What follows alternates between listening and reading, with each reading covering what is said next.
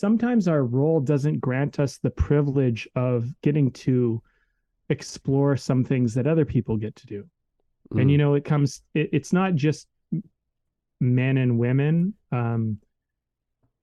It's this happens between everybody. This is humanity. This is a um, what I've come to when it comes to fear is I try to embrace the whole the whole self, but I don't deny the fact that I still have to play a role. This is Way of the Artist with Brandon Colby Cook and Evan Schulte, exploring the challenges of the creative call so that you can claim your own path and make your life a work of art.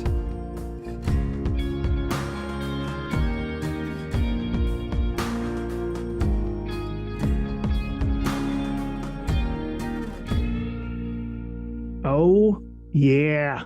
Podcast time. It's podcast time. I'm excited, man.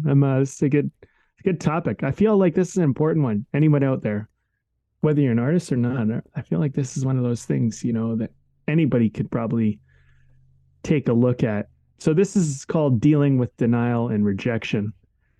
And yeah, I've had some personal insights recently about denial and how I've been in it around some things, particularly fear. And that's really what spurred on this conversation for me is being scared and then not even recognizing you're scared. And I'm not talking about like rational fear. I'm talking about that existential fear that kind of somehow exists in your life and manages to live rent free in your mind and go unchecked because you won't admit that you're in it. I'm talking about that kind of fear. And I've come to realize that fear hijacks your mind. It stops you from critically thinking, and it actually robs you of your best self. And it actually lowers your intelligence because it literally takes resources from you. And if you're not admitting when you're feeling fear or you have anxiety or whatever, and you're kind of just denying that it's there, I found this for myself. It actually undermines so much of who I am and what I do. And anybody who's listened to this podcast for a while has probably heard me say many times, never make a decision out of fear if you can. Mm-hmm.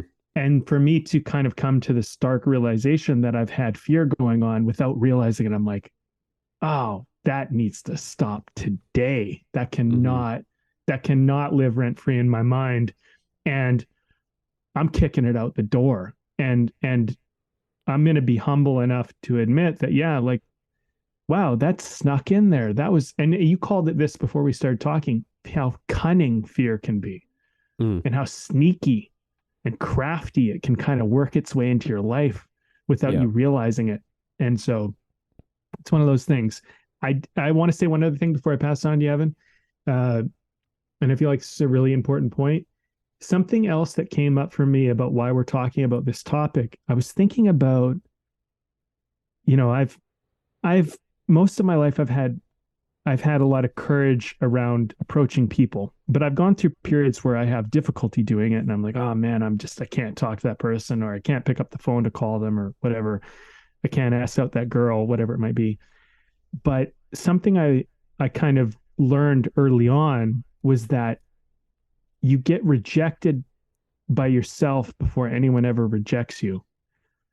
So I taught myself to not reject myself first. I decided that if there was someone I wanted to talk to, let me give them the opportunity. Let me grant them the chance. And I found that most of the time people wouldn't actually do it. They were actually quite welcoming and open. And whatever I had in my mind was quite false, which helped me become perceivably or observably courageous. But I don't know how courageous I was. I'm not really sure. But really what I did was I just stopped rejecting myself before and the fear of rejection, right? This is what I'm talking about, was happening in my mind. But rejection was not as real a monster as I may have made it out to be. Yeah. Yeah. I mean, and I love that you're laying down the gauntlet off the top, bringing in the big F word into this one, because it is a big word, even though it's not even in the title of this, but it's got so much to do with both of these words, and that is denial and rejection.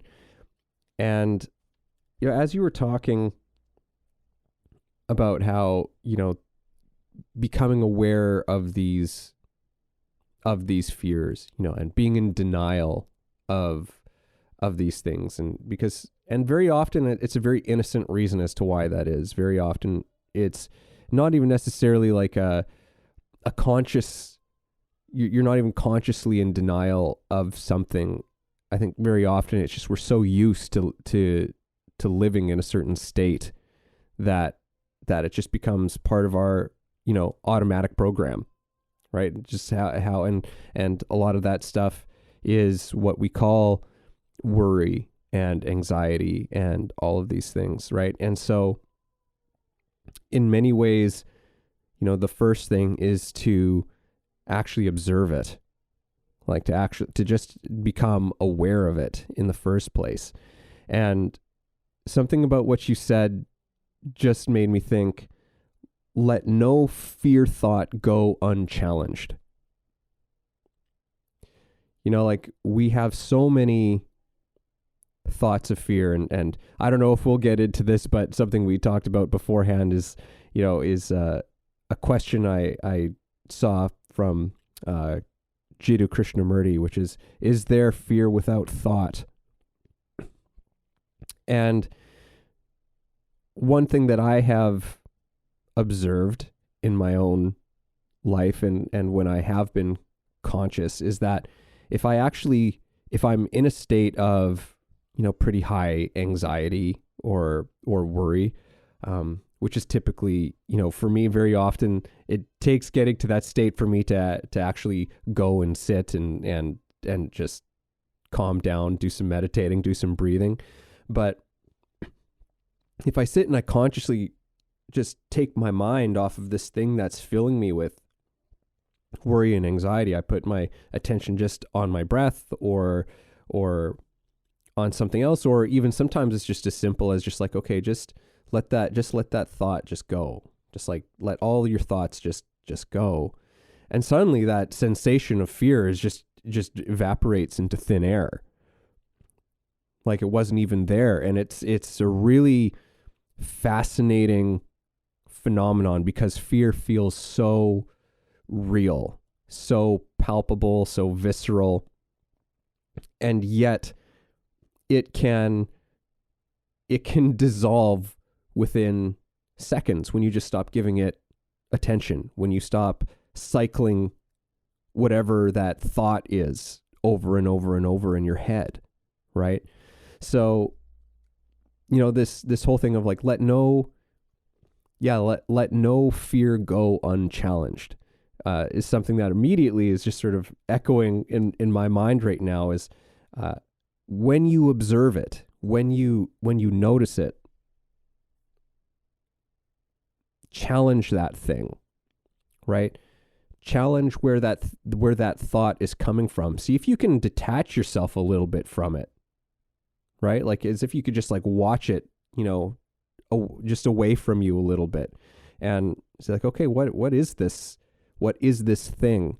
And you can very often dissect a fear down into something that is completely irrational, and that doesn't mean that it's necessarily gone forever, but there's an opportunity to gain some perspective and for it to at least have less of a hold on you. So, I mean, coming out of the gate, those are some thoughts, but there's, I also just wanted to mention as well, just in as far as my opening statements, is this thing of rejection, right? Fear of rejection, and for the artist, artists are people who have to get very comfortable with rejection, and yeah, we have to become very familiar with rejection, and learning how to deal with that. How do you deal with rejection over and over and over again, right? So I'm excited to dive deeper into this. It seems like this, I mean, it seems to have opened up some good stuff already for me, Brandon, but where do you want to go? Well, let's start with the immediate, and maybe we can kind of work our way outward as an idea. So I'm thinking about fear and how it's important that you can recognize when you're in danger. Oh yeah, of course. This is something that, fuck it. I'm just going to admit it. I was loosely involved in a cult. Very fringe, kind of on the outside of the whole thing. But I was kind of getting pulled into it. And it's one of those things. I mean, I was very judgmental about this whole thing. I studied psychology. I felt like I should know better. I felt like I was immune to these types of things. And when I discovered that I had kind of been sucked into something toxic and bad, I was absolutely embarrassed. I was ashamed. I felt like a fool. And I had to walk away from that situation and kind of go like, what the fuck happened? How did I fall for this nonsense? And granted, I mean, I didn't entirely fall for it. And, I could say that to some degree, I still had one foot out the door, but, in all honesty, I was duped, and a lot of my friends were duped. And, and so one thing I learned from that experience, which, I would say that I'm somewhat blessed in the situation because, I now understand how people get sucked into these things and how the manipulation works and how people can be deceived and tricked and all of that. One thing I learned about that whole process was that fear will come up and red flags will come up. And this can be the same as just, it's no different than if someone thinks, hey, I'd never join a cult. Have you ever been in a toxic relationship? Have you ever been in a relationship with somebody and all of a sudden you start to realize that they're not kind, they're not good, they're cruel, maybe even they're abusive to you? That's the same way it works with a cult. Somehow you got love bombed, somehow you got tricked, somehow you thought, hey, this person seems really great. And then all of a sudden you started to realize this isn't so great after all. I need to get the fuck out. And some people end up in those relationships for like 10 years. It's the same as a cult. It works exactly the same way. It's just like a relationship, except the difference is it's a group.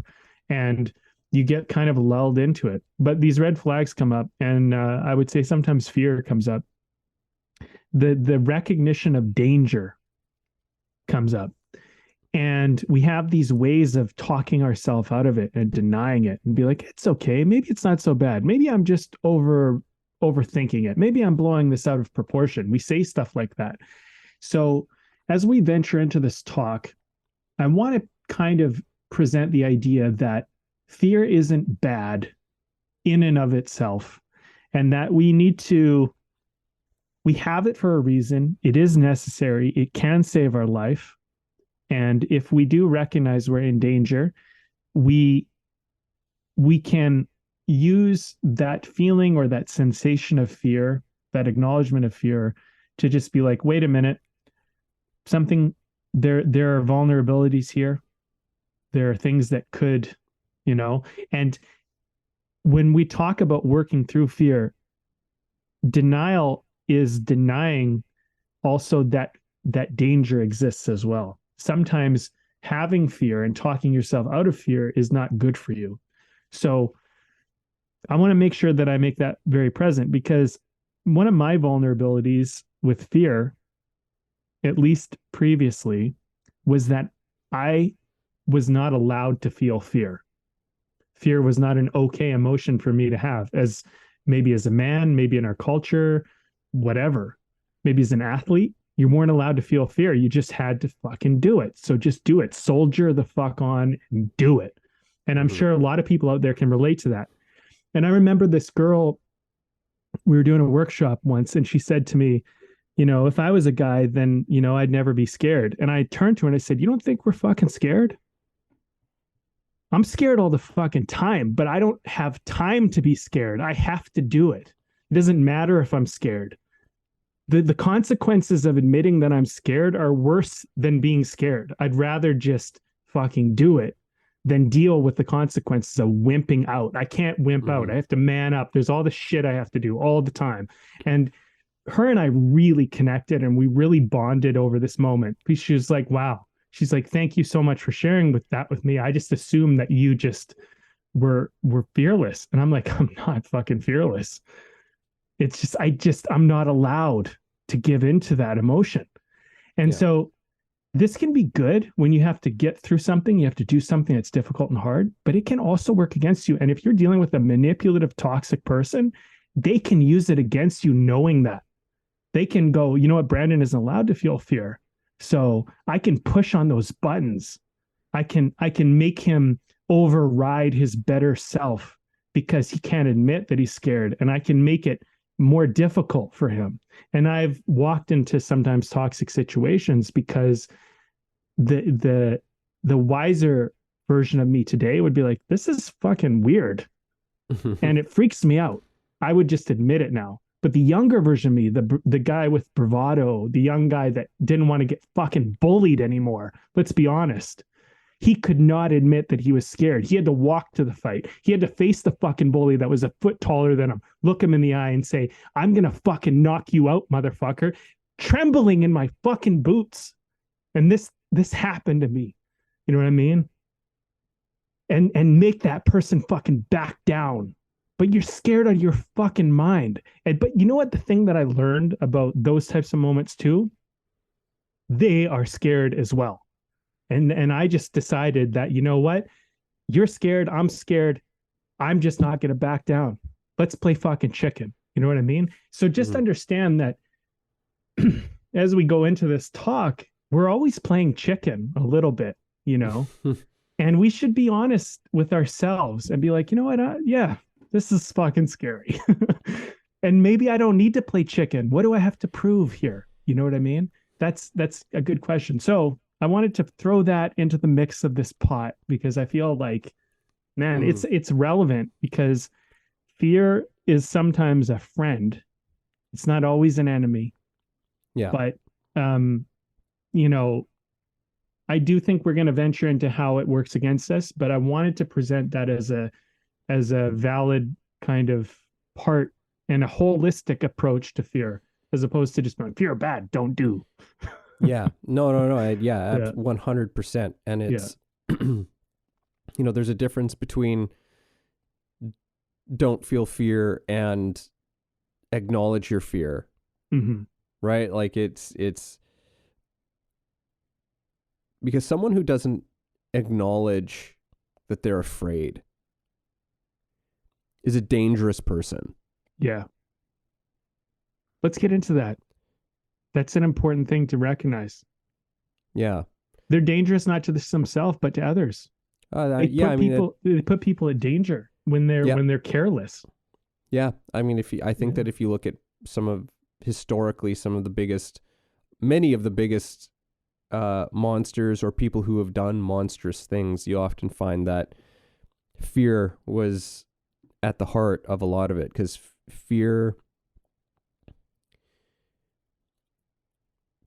you're bringing up an important thing in that, look, fear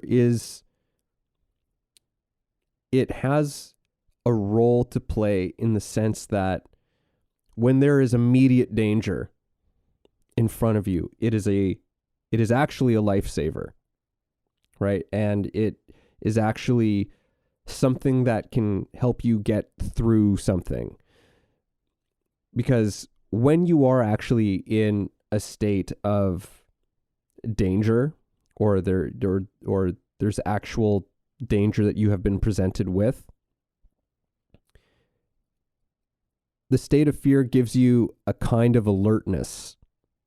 It gives you, it pumps adrenaline through your system and makes you alert, but you burn out so freaking hard from it, right? Like it's not something that's meant to be, in the, in the dripper, in your, hooked up to your vein.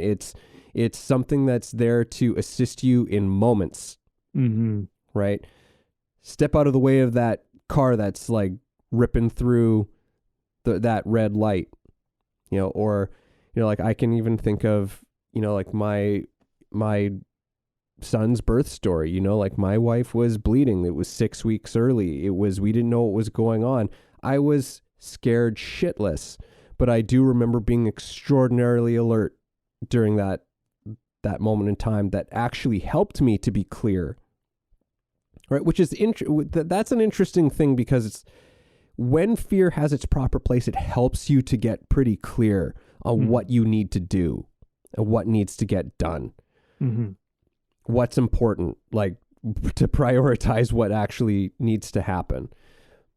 But when fear is not in relationship to the reality of the moment, and it's projecting out into the future, that's where it becomes extraordinarily problematic and becomes just a kind of an endless spiral of things that can just become worse and worse and worse, and creates all kinds of again, fear, like worry, anxiety, down to straight up phobias, like real phobias and paranoias and things like that, and neurosis. That's all fear. So it's interesting. I'm thinking about just culturally, like how we deal with fear and what's allowed and what's not allowed. And I mean, I'm thinking of like the kind of, I don't know, like this story of, maybe this is just whatever, maybe this is like, maybe things have changed, but like the girl telling her boyfriend, kill the spider or get the spider out, and if the guy is like, oh my God, I'm scared of the spider, like it's frowned upon. You know what I mean? It's kind of like there's these roles we play, and masculinity, femininity, whatever, whoever, whatever the sex is, doesn't really matter, but there are roles we play where someone has to not be afraid. And that's what their job is. That's, and I think about the soldiers that go to war, and man, I can't even fathom some of the stuff that they must face. I I think I'm fucking tough. Holy shit. I'm like a wimp compared to those guys. Like, the stuff they'd be willing to walk into, the things they do to stand up for freedom in their country and, their countrymen or women, whatever. But like, the point is that sometimes people take on roles that they don't get the luxury to give into it. And I think that sometimes you want to step into that role. Sometimes you want to be the person that doesn't give into the fear. But I think what we're talking about, and I think what this is really about, is being honest with yourself, and not, I don't think anyone should ever be ashamed that you feel fear. I used to be ashamed of feeling fear. I used to find great shame in it. And what I've come to now is that it's okay to feel fear. It's okay to acknowledge it. It's okay to have it as a sensation or a feeling in my body. And I have to just ask myself, is it limiting me or is it helping me? And if it's limiting me, then I need to figure out how I can overcome it, get past it, put it aside, and do what I really truly want to do. If I'm scared of going after my dreams got to win. You know what I mean? Like, I got to not give into it. But if I'm in danger and I'm denying that I'm in danger, or I'm putting other people in danger, it's better that I'm just honest. And I say, hey, look, you know what? I don't feel right about this. And And that can be sometimes hard because maybe you took on the role of being the courageous one, or being the fighter, or being the soldier, whatever that might be, in any other medium. But, you know, maybe you're protecting people by admitting that you're scared, because I've also noticed that when you take on the role of the courageous person, people often assume that you don't feel fear. This is something I've noticed. And if you turn to your team and say, guys, this is something doesn't feel right. And I actually, there's a podcast, I forget his name, Jacko, I think is his name. He talks about this. Yeah. But he just talks about how, like, when soldiers go on a mission, a lot of people assume that some leader comes in and goes, hey, this is how you're going to do it. This is the mission. This is the way it goes. And he's like, it doesn't work like that. What happens is the leader turns to the team and goes, how do you think we should do this? And everyone participates in it. And he said that if they're going to do the mission, they feel invested. They feel like they're a part of it. You don't have to enroll them in it because they played a part in helping it. And I think sometimes we feel like we can't really turn to our team. We can't turn to maybe our partner, maybe our romantic partner, and say, hey, look, like, we can't pay the mortgage this month. What do you think we should do? And they think, I need to tough it out so they feel okay. I don't want to let them know that something's gone wrong. Maybe you turn to them and just say, hey, look, like, this is a little scary. Like, we've overextended ourselves. We need to figure out what we're going to do. And this, we can make it war, we can make it household. It doesn't matter. It's all the same shit, right? But fear, sometimes we need to share it. We need to help. We need to let our friends and loved ones know that we're scared, because they can help us. And sometimes maybe we need to shoulder it. But I think it's a lot of this for me is about awareness and honesty. Yeah. Yeah. Yeah, absolutely. And sort of coming back to that thing of a person who can't acknowledge that they're afraid is a dangerous person. It's just a lot of what you're saying makes me think, this sort of thing that we call, toxic masculinity, which just feels like we need a new term for this at this point, but we'll work with it. But I feel like that where that thing comes from is fear, like, ultimately. Because, as you said, like, fear, particularly within a lot of sort of like male men culture, as you said, is like, you're not supposed to feel it. You're not allowed to feel it. You're not supposed to show it. Right. And so that gives this thing nowhere to go. And the deeper the fear goes, the more ashamed you feel about it. And somebody who's in that place is bound to do something very brash out of that thing, like a cornered animal, right? Or out of some ego thing, do something really stupid just to be like, see, I'm not afraid. Mm-hmm. Look what I just did. Mm-hmm. Right. Yeah. And it's just like, are you fucking crazy? Like, it's, and I think that's where a lot of that sort of unobserved, unacknowledged, unexpressed fear goes to. Because I know that there have been times, like, I still have a hard time owning up to it to somebody else. Very often it's just like, it can be hard enough just to acknowledge it for myself, but to express a moment that I'm afraid to another person is really still challenging, even though whenever I've done that, it has been such a cathartic experience to do it, to finally, it's like, oh, okay, my God. All right. They know that I'm afraid, and they're not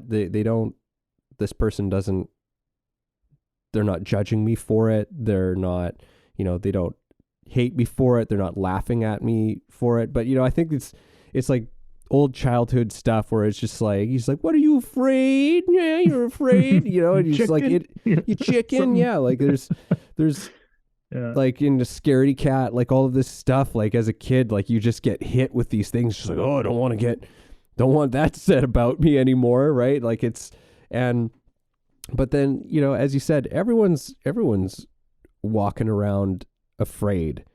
Everyone's afraid of something. And yeah, and that's okay. I mean, that's okay for us to let's just acknowledge that. Let's just share in that. We can actually, there's something that brings us together in that whole thing. I mean, there's so many, as you said, this stuff is very existential at times. It's like here we are, like we have arrived on this planet somehow. We don't know exactly how we came here, how we arrived and landed here, but here we are, and we know our time is limited, and we don't know what happens afterwards.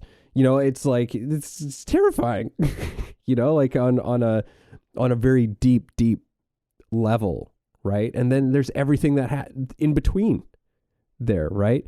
But and those are real things that take time to consider, and why many traditions say, like, start thinking about that stuff soon.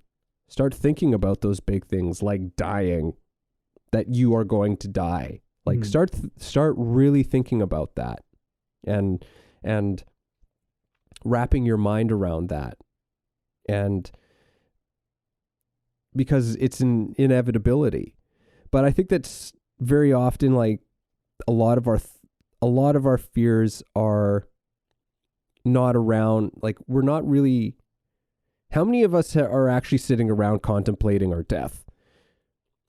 Very few of us. We talk about rejection and denial, like that's something excuse me, that's something that for most of us, we deny and reject that whole thought for as long as we can, until we have some experience, or we get to a certain point in our life where suddenly it becomes something that is completely on our minds, right?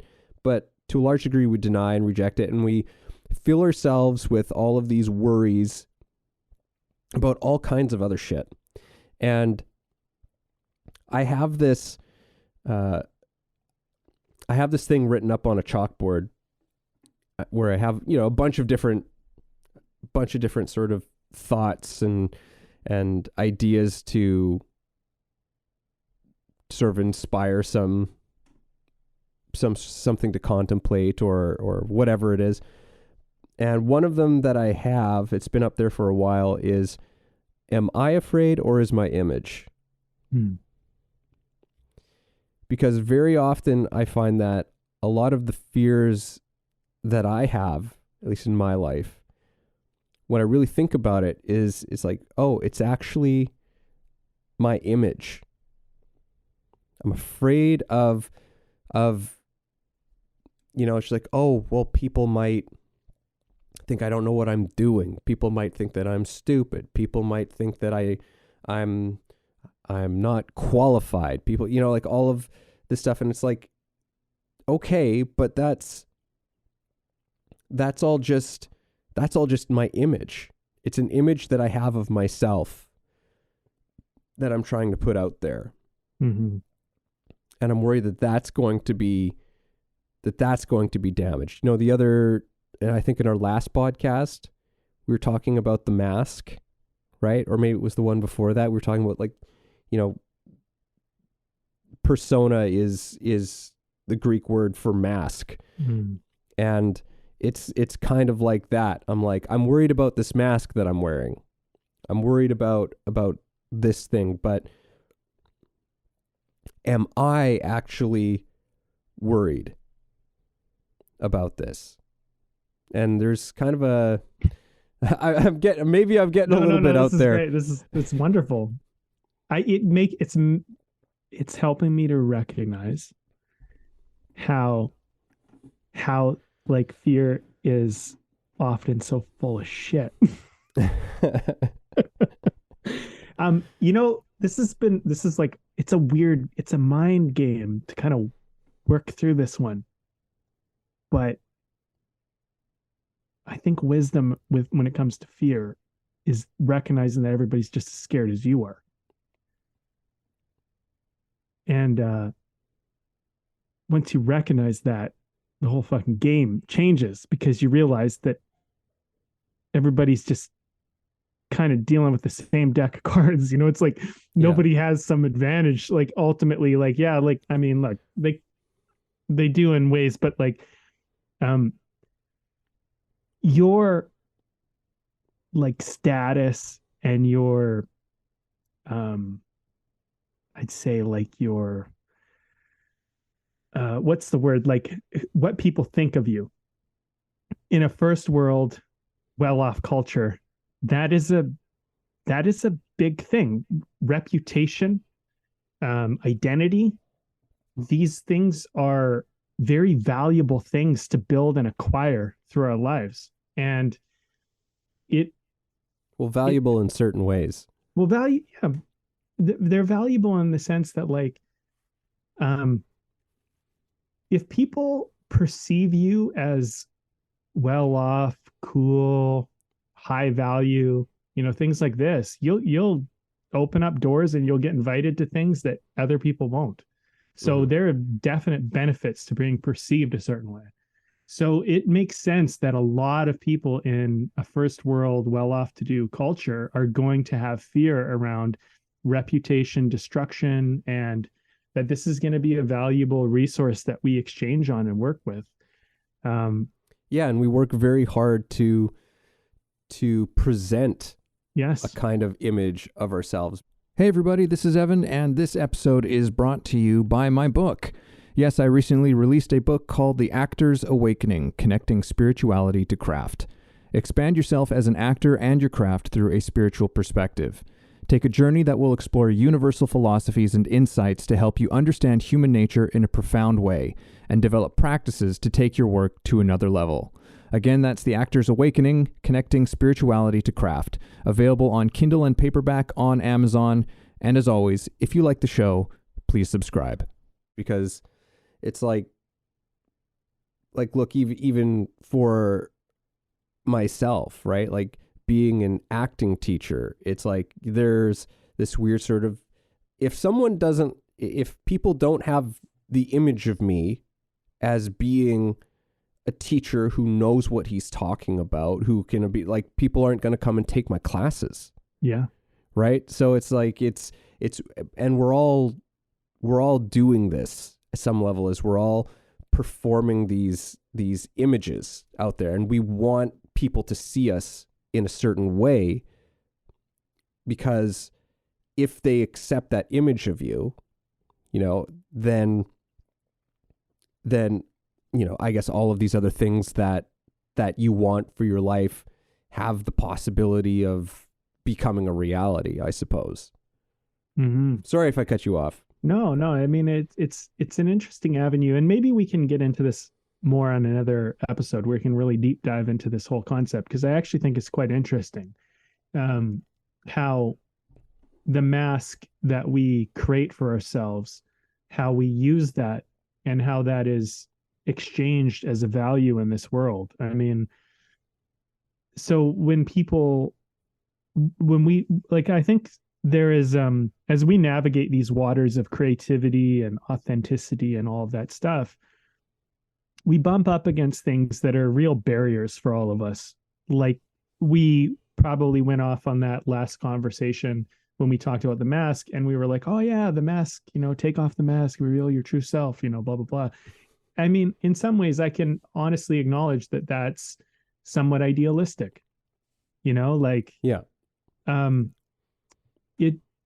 don't think any of us really feel safe walking out into the world and just presenting our true self. Like, I'm a fucking mess. I'm super scared. I'm fucking, like, I was depressed for the last week, like stuff like that. Like, people don't come out and just, because it's like not socially acceptable. It's not gonna, you know what I mean? And I mean, maybe we can work towards that. Maybe that's an evolved state of being, and, it's something we could aspire to as a human race. But I mean, I don't think it necessarily means that we've just got to be airing out our laundry to everybody at all moments of the day, but rather for ourselves, accepting the reality, embracing the reality of where we're at. It's just like, oh yeah, I'm depressed right now, right? Or Right. I'm afraid right now, and instead of trying to not be the thing that you are, right? Like, which is actually a crazy thing to do. When you think about it, it's actually a crazy thing to do. Well, I think about, some people, maybe they think of femininity and masculinity as something to do with, like, if your sex or something like that. I think of it more as an energy. I have masculinity and I have femininity to varying degrees in myself. I think as everyone else does. And I think sometimes it's important for me to embrace masculine energy, and at times it's important for me to embrace feminine energy. Not always is one more appropriate than the other, and figuring out how to navigate that and when to do what and how much of what to do of each, colors how I am in the world. So I think that, you know, I can speak as a man. It's more scary for me to show my feminine energy than it is for me to show my masculine energy in this world, because I know the masculine energy is expected of me. But when I was younger and I showed more feminine or sensitive sides of myself, it was bullied or I was picked on or it came with consequences. And I think any man in this world, at least at this day and age, can relate to that. That's a very real thing for all of us as men.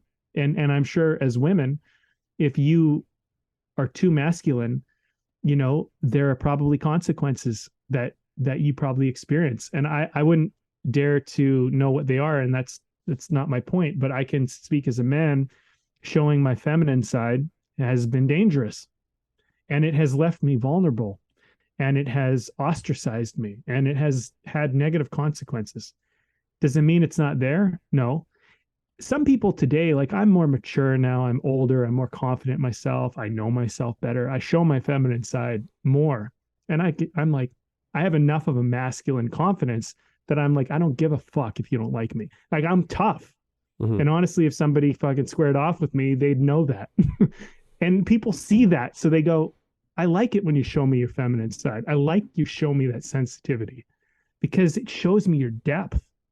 And so, like, as a man, I would say, don't make your feminine side wrong. Don't be scared of it. But at the same time, you gotta, we all have a role. And, like, I'm a screenwriter. So let's put it this way. If I write you as a character in a story, you have a fucking role. Play your role. You have a role to play. You don't get to go off script. You don't get to just be like, I'm going to do whatever I want. Fuck you. Do your job. If you're an actor, come and play a part for our movie. Play your fucking role. Show us your other sides. Give us your dynamicism. Do all that, but do your fucking job. And we all have a job. Whether we like it or not, we play a role. If you play on a sports team, you have a role. You're a forward, you're a defenseman, you're a grinder, you're a dangler, you're a shooter. Whatever you are, you have a role, and you have to live up to your demands. So, I think about the guys who are enforcers in hockey, meaning that they fight and they have to get into the tough corners. They have to do all that shit. That is a fucking tough job. And I am not, like, as tough as I am. I'm not that tough. I'm not an enforcer. I maybe in some scenarios I could be, but like most scenarios, there's guys who are way bigger, way tougher, way harder than I am. And I can admit that. But look, would I like an enforcer on my team? Fuck yeah. I like a guy that's tough. I like a guy that's going to stand up for me. I like a guy that has my back, that's going to play that role, that's going to stop somebody from hitting me because I'm smaller, or faster, and they want to slow me down. I fucking love that guy, and I need him to play that role. But I need to also have empathy and respect and appreciation for how hard it is for him, because he doesn't get to be soft. He doesn't get to back down. I do, but he doesn't. And so, when we talk about toxic masculinity, you mentioned that word. I think for those of us that are a little more feminine, we need to look at the masculine side of this world and say, like, fuck yeah, I'm glad there's fucking soldiers and tough people out there that'll fucking fight for us, that'll stand up for me. Like, I have big brothers, man. I'm fucking so grateful to have somebody that'll fucking have my back, that'll look out for me. When you have to be the person that stands up, it's hard. And I think we have this world where we try to, like, sometimes we take the people that have to do the shit jobs, the hard jobs, the tough stuff, and they might be scared, but they don't get to tell us they're scared. And we need to have compassion and empathy and understanding for them. Same as we do for the people who are sensitive on the other side, the people that are going to, the actors and the artists and people like that who are emotional for us, who share their feelings and reveal the depths of humanity to us. That's a hard job too. But one is not better than the other, And I think fear has a lot to do with all of this, because sometimes our role doesn't grant us the privilege of getting to explore some things that other people get to do. And, it's not just men and women. This happens between everybody. This is humanity. This is what I've come to when it comes to fear is I try to embrace the whole self, but I don't deny the fact that I still have to play a role. And I don't begrudge the role I need to play. If my mom is carrying a bunch of heavy bags, I'm going to carry those bags for her. I'm going to try to take the weight off of her shoulders. And as a son, I feel that is my role. And as a younger person than her, I feel like I need to do that. That is my responsibility. And I'm going to proudly take that on. Are those bags heavy? Do they hurt my hands? Do they hurt my shoulders? Would I rather not carry them? Of course, but it doesn't matter because it's duty. And that's part of that's part of what this is, right? As we're talking about denial and rejection, don't deny your role and don't reject others for playing their role. Let me throw that in as an angle on this. Yeah. And it's interesting too that I've never really thought about it in these terms, but it's like different people take on different fears for us. They do. It's just like, good point. Where it's like, oh, I can, this is a fear that I can move through. So I can do this. I can do this for you. And for the next person, it's like, okay, well, maybe this thing you're too afraid of this thing, but that's something that I can do. Actually, that's something that I'm not too afraid of to take on. Just kind of an interesting man, way of thinking about it. Let's even take this away from the physical realm. Let's take it into like math and language. Sometimes we feel uncomfortable with math and someone goes, no, you know what? I can take care of the math. I'm good with language, but maybe there's things where I don't feel as strong. Right. So, it can happen all over the place. And I think what we need to do, what this talk is really bringing up for me is it's reminding me so much of how, like, we need to just appreciate each other's roles in all of this. And also when we feel fear, if you're scared of doing something, I think it's okay to ask for help. Sometimes that might not be your strength. It's just, but sometimes you need to admit that, hey, you know what? I'm not strong here. I don't know what I'm doing. I'm scared I'm going to fuck it up. And you can go and reach out to someone and say, hey, this is where I'm at. that's a big one. That's actually a really big fear or a thing that's hard for people to do is to admit that you don't know something. I think that our world and the quality of the big conversations that are going on in the world would be going a lot better if more of us were willing to admit that we don't know. Right? That there's so much that we don't know or don't fully understand about a situation, because there's room there for something to for a deeper conversation to have to happen then, as opposed to people just trying to be right all the time, right? Mm-hmm. And unable to admit being wrong. You know, it's like being able to admit that there's things that you don't know resolves a lot of those issues. But Well, can I say one thing on that? sure. I do think that the need to be right has something to do with protecting your image and your mask. And Oh, for sure. You know, and so, um, I, I think sometimes you have to look at it in terms of, are you like, do you want to be valuable at the cost of hurting other people?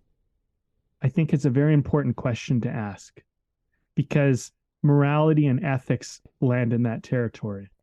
Because there are a lot of things you can do to benefit yourself that will hurt other people. And a moral and ethical person might evaluate that and go, you know what? I know I will get what I want, but if it means at the price of hurting this person, it's not worth it.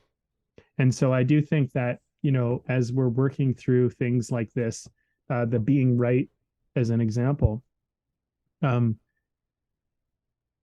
you want to be right and destroy your relationship and protect some kind of version of yourself, maybe even just in your own mind? Or would you rather listen and not be the knower and not be the person who is, and you can always walk away and say, one thing I've learned to do as I've gotten older is, look, I think we're both right, but we're probably both wrong somewhere. Maybe we can't see that today. Let's walk away. Let's think about it. And, I assume that you're coming in with your point of view, with good intention, with, you have some valid points. I hear them. I hope you can hear a few of my valid points. And maybe next time we talk about this, we can find some more balance in it, right? And that way you don't, because being right is like, it's such a, like, a better, like, what is that shit? You know what I mean? Like, maybe we need to, like, kind of take the guard down a little. I know we're kind of getting to the end, Evan. There's one thing I feel like we haven't touched on, and I just want to kind of briefly touch on it. All right. Throw it out there. The existential fear. Okay. The doom and gloom, the kind of, like, the worry of the future. I feel like this is one area of rejection and denial that we haven't really touched on quite enough. And for me, I feel like this is where most fear exists for me these days. It exists in this existential kind of, like, whoa, like, maybe my dreams will never work out, and, maybe I'll never get what I want. So what's the point? And then it's like depression and apathy can come out of those kind of thought paths. And then I think sometimes when I catch myself in that type of fear, I'm quite often very unaware of it. I noticed, and quite in denial that I am scared of something that is kind of this thought or belief that has somehow landed inside of me and let it's existing rent free. That was kind of one of my earlier points. So I don't know if you have any thoughts on that, but it's just one thing I just wanted to kind of make sure we mentioned, because I feel like it's an important part of where fear and rejection live. Well, let me give it more of an example. If you look at somebody and you go, man, I'd really like to talk to that person, and you're maybe interested in them, this is existential fear to me, because you might play out in your mind, oh, like, they don't want anything to do with me. What if they reject me? What if blah, blah, blah, or go out for that big role as an actor. You're like, what's the point? Blah, blah, blah. I don't even stand a chance. Whatever you talk yourself into. This is my version or understanding of existential fear. It's this narrative that gets kind of crafted into the story that has never been written, never happened, may not ever happen, but somehow you convince yourself that it's real and true and somehow valid. And I feel like Well, I mean, I'll just share my part. My my understanding is that we need to acknowledge when we're making up the existential fear, when we're playing into the narrative of it. And I Mm-hmm. don't necessarily know what the answer is, but I do think it starts with honesty and stop denying the fact that you have created your world of fear. Yeah, I think that that's maybe one of the most insidious types of forms that fear comes up with, which is, yeah, in some ways almost the flip side of denial and rejection in the way that we've been talking about it, which is the I guess the denial of possibility, right? Where you make your future, where you make your yeah, you make what's possible in your world narrower. And what do I want to say about this, Brandon? I think that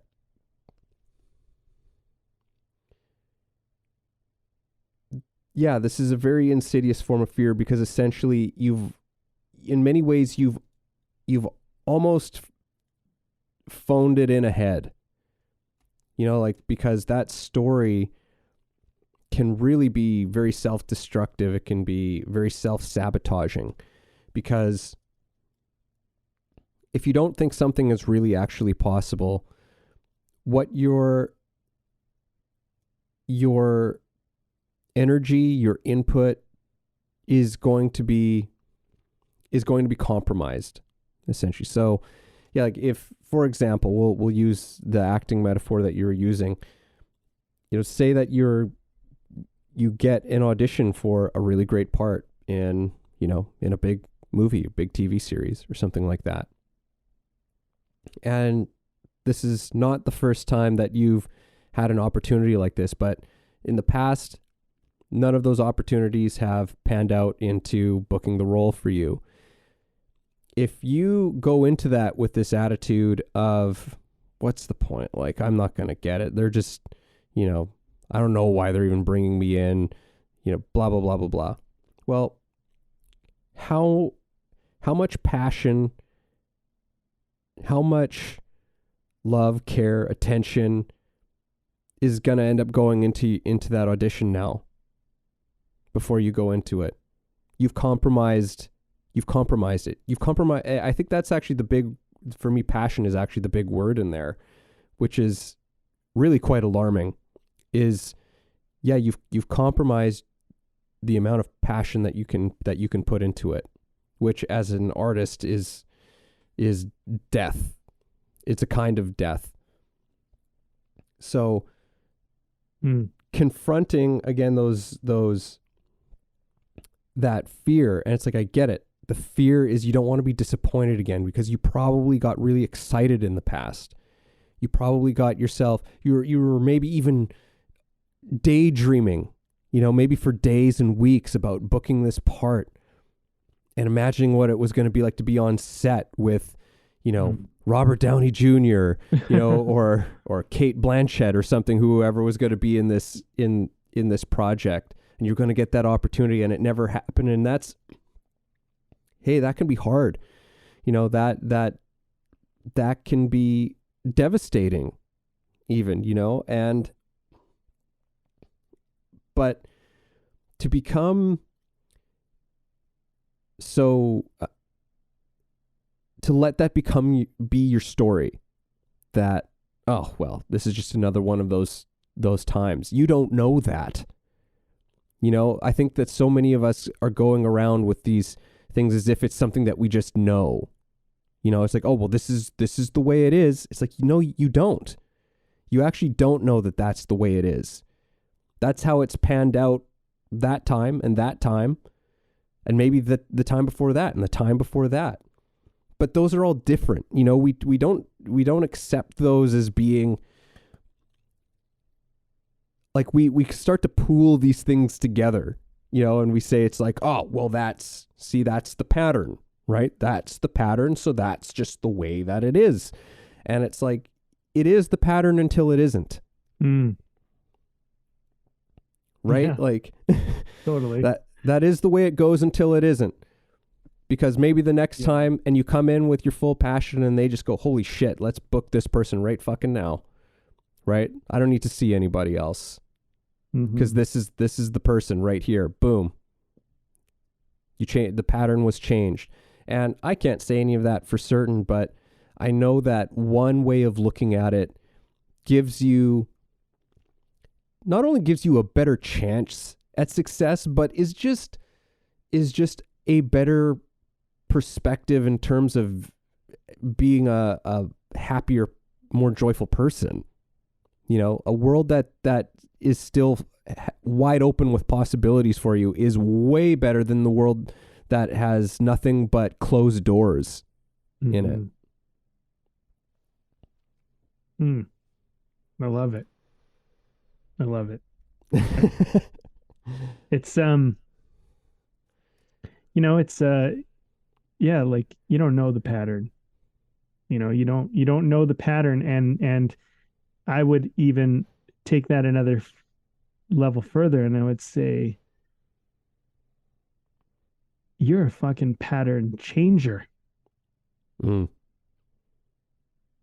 You know, if I was talking to somebody that had doubt and fear, and I was thinking like, what would I tell myself in the moments that I had doubt and fear? I'd say, yeah, Brando, that's been the pattern, but you change it. That's what you're capable of. You're going to fucking change it today. It's going to be different. And from now on, there's going to be this fucking chink in the armor of rejection, of denial, of all that shit. Today, it changes. Today, all of a sudden, the fucking great wall breaks down and you break through and it's over. And then what? And then what do we say about the pattern? You know? And honestly, like, there's a lot of times where all it takes is just stand up, just fucking go for it. Take your fucking shot. You know what I mean? And I was thinking about it, man, as you're talking, I was thinking about the word courage and encouragement and discouragement. I was thinking to take away someone's courage is to discourage them. And to encourage somebody is to give them more. You know? And a lot of us just need a little bit of encouragement. That's all we need. It's just like, look, man, the whole world's fucking scared. It's just time. It's just time that you accept that and go, you know what? I'm going to be a little less scared today. I'm going to let this run my life a little less today. You know? And I'm starting to realize it's like, there's no shame in being scared. You just fucking go, okay, I couldn't do it today, but I'll do it. I'll do it this time. I'll do it the next time. I'll do it whatever. You know what I mean? It's okay. You know, it's a part of the experience, right? And yeah, the pattern might have been you were always kind of scared, but today that can change, you know? Mm-hmm. And then sometimes it just comes to a point where you just go like, I don't give a fuck anymore. I got nothing to lose. Yeah. And so then all of a sudden, you know, like they say, a person has nothing to lose, you know, has fucking, well, they have everything to gain. Let's yeah. put it that way. All right, man. Well, let's wrap this baby up. This is okay. A good chat. All right. I'm the only one drinking, so I'm going to share. This is fucking delicious beer. I love it. It's called the Northern Swell Session IPA. It's from Vancouver Island Brewing. It's delicious.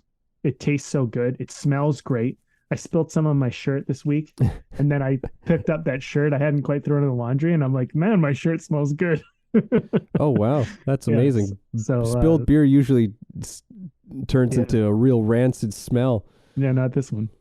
Wow. So I don't know what that means, but it smells good. It tastes good. So I like it. And you know what? I'll give my final thoughts, and then I'll leave it to you to close this baby out. All right. I'm reminded of a quote from William Shakespeare. A coward dies 1,000 deaths. A hero dies but once. And we think of a hero as courageous. I would say the coward we're all cowards and we're all heroes. And every day, every moment, every chance you have a moment to be the coward and you have a moment to be the hero. And I don't care if you chose the coward 100 times. If today's the hero day, that's a game changer. You know what I mean? And we often forget the cowards, but we do remember the heroes. And if your hero had 1,000 coward moments, we're still going to remember the hero moment. So keep that in mind when you look at yourself. And if you're thinking, oh man, I'm pathetic, I'm a loser, I'm whatever judgment you're putting on yourself, and go, you know what? Today, the whole narrative changes. Today I do the other thing. Today I go the other way. And so, maybe your whole life you felt rejected. And then maybe today you decide to not reject yourself. And that's a fucking courageous move. And I implore you to do it.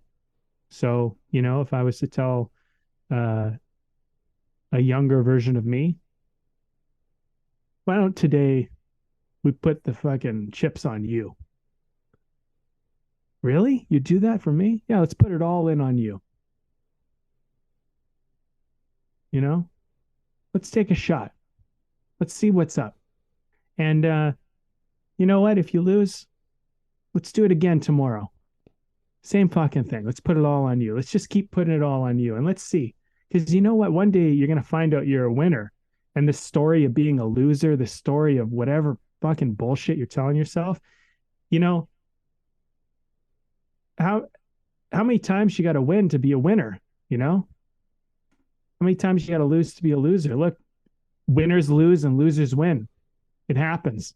So, you can tell the story however you want to tell it. I'd say bet on yourself and, stop rejecting yourself. Stop denying where you're really at. It's okay to be scared. The more scared you are, hey, the more courage you have. Look at it that way. Mm-hmm. You know what I mean? So the most scared person in the world, they're the champion because they had to have the most courage to do it. So fucking A to you. You know what I mean? The person that was already like not scared, I mean, it's nothing. But if you're scared and you do it, man, that means something. So let's fucking build that, let's embrace that. Because one day I'm going to tell it, and this is the last thing I'll say. One thing I'm going to say is one day you're not going to be scared. I'll promise you. The fear just fucking goes away. Do it enough, the fear goes away. And one day you're not going to be scared. And then you'll need to find something else that scares you. But you've already built the skill and the courage necessary to do the next thing. And, it starts today. It starts by just making a choice in the other direction. Yeah.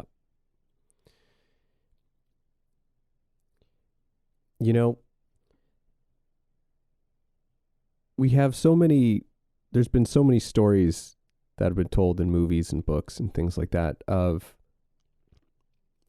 just that person who is locked into this thing that is sort of destroying their soul, so to speak. And then one day, for whatever reason, they had the courage, or maybe they were just too tired of this shit, that they did something different. And that one time, that one act, in that one moment, changes everything. And I think that, fear's power is in its pattern.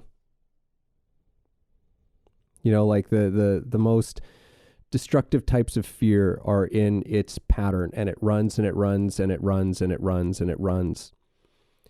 But again, it only takes one moment. Like fear can be this thing that's operating in your life like an abusive relationship, and you keep coming home to it day after day after day after day, being abused by this thing. It's wrecking your life. But all it takes is that one time to just be like, I'm packing my bags and I'm out of here. I'm done. I'm walking out of this, and boom, everything changes. Mm. So it's not about, because I would think that most of us, that's more of what the story actually is for most of us. We're all coming back to that abusive relationship over and over and over and over again until finally we just go, screw this. I'm done with this. And it's powerful. That's a powerful thing to do. And we all have that capacity, and we can do it. We can do it today. We can do it tomorrow. Right. But we need to be aware of it. We need to not be in denial of it. We need to not be rejecting those things. So I'll come back to something from the start, which is let no fear thought go unchallenged. Let no fear thought go unnoticed or unchallenged. Right? See it for what it is. Question it. You're bigger than your fear, right? And in this moment, you can start a new pattern and start a new story.